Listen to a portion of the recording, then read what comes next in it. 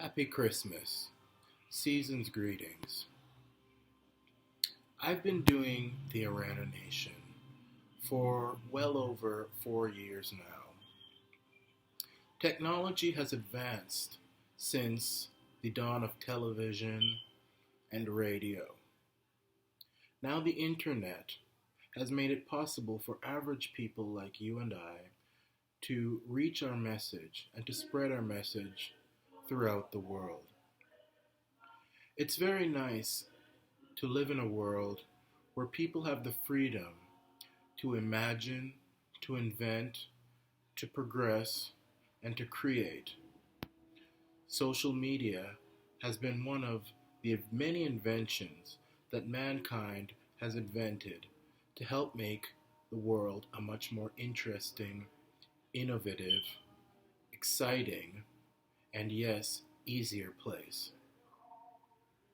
Yet, unfortunately, there are many of those in the world who live with a very lack of freedom. A lack of freedom causes a lack of imagination, a great deal lack of excitement, and stagnation. We see that in places such as North Korea and territories that are currently occupied by the Islamic State or ISIS. One of my goals for creating Arana Nation was to help spread and lift people and excite people to fight for freedom. Freedom is not just a message or a word that a politician or a crusader says to make themselves sound more appealing. Freedom is an important recipe for mankind. Without freedom, mankind is lost. Mankind is driven down, is held down, and the world doesn't progress. The only progression you see in a world without freedom is inside the mind of a tyrant or dictator. And many times, those freedoms are often limited because one person cannot make the whole world progress. 2018 has been a very interesting year.